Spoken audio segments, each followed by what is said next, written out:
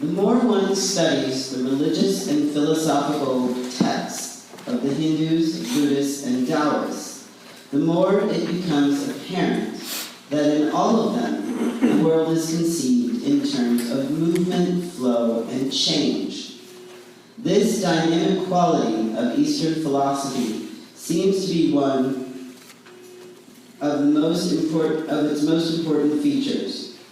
The Eastern mystics see the universe as an inseparable web whose interconnections are dynamic and not static. The cosmic web is alive. It moves, grows, and changes continually. Modern physics, too, has come to conceive of the universe as such a web of relations and, like Eastern mysticism, has recognized that this web is intrinsically dynamic.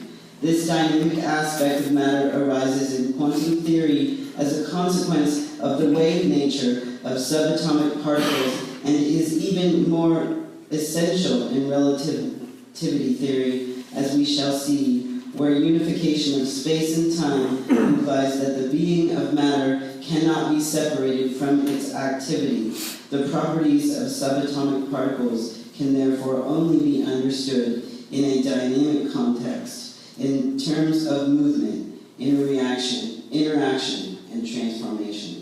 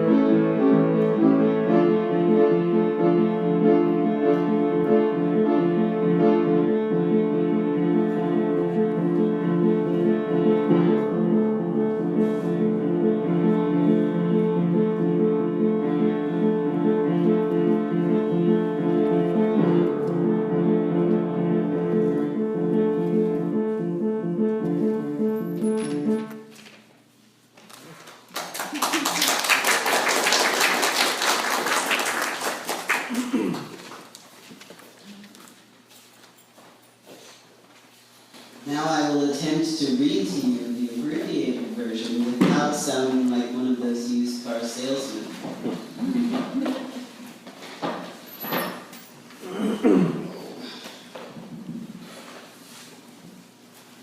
Sometimes the most difficult thing to let go of is our fear. By learning how to recognize our triggers, we become empowered to let go of our fear and let it float to the bottom of the lake. In letting go, we can accomplish so much more happiness. We gain strength and compassion and happiness. I think it's wonderful to observe the way we all shine like stars as we help each other within the community. I found a sermon delivered in January of this year at the UU in Spokane, written by the Reverend Dr. Todd F. Eckloff. I wanted to share some of the excerpts, and if you want to look up the entire sermon, it is on the UU Spokane website. I think everyone will enjoy it. I am not going to read the entire thing.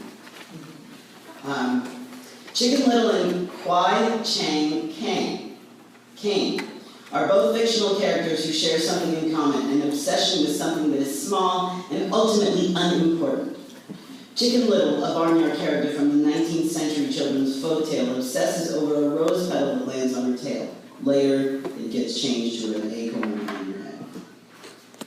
Kwai Chang Caine, a Shaolin monk from the 1972 TV series Kung Fu, obsesses about snatching a pebble from his master's hand. It begins with a rose petal falling on Chicken Little's tail. In that story, on her tail feathers, she mistakes as a piece of sky, and she starts running around frantically, screaming in the barnyard about the sky falling. The crafty fox takes advantage of the frenzy. In 1943, Walt Disney produced an animated version to help discredit Nazism at the government's request. When the fox is planning, he pulls out a big red book with the word psychology written across the cover. In the original script, however, it was supposed to be entitled Mein Kampf. Despite this change, the words Foxy Loxy recites from it are direct quotes from Hitler's notorious manifesto. To influence the masses, aim first at the least intelligent. I want to interject here and point out how damaging our anxiety can be. When we allow our actions to drive our decisions, or panic to drive our actions and decisions, result can be very disabling. Going back to what Reverend Eckloff has to say. Also, in the film, when the barnyard's leader, Coffee Locky, assures everyone the sky is falling and advises them not to worry, Foxy Loxy begins spreading rumors accusing him of being weak, insane, and a drunkard. Undermine the faith of the masses in their leaders, for it's much easier to spread mass hysteria and fear if rational people aren't taken seriously or ever given a voice in some cases. The Chicken Little fable also alludes to the psychology of the individual. Psychology is increasingly emphasizing the role of our responses to fear and anxiety, the way it plays in our mental and emotional health. We can all be a little neurotic at times. Chicken Little can represent the neurotic tendency many of us experience, the tendency to exaggerate our fears and concerns, to make a whole lot of something out of a little bit of nothing. It's also important to remember that we're ultimately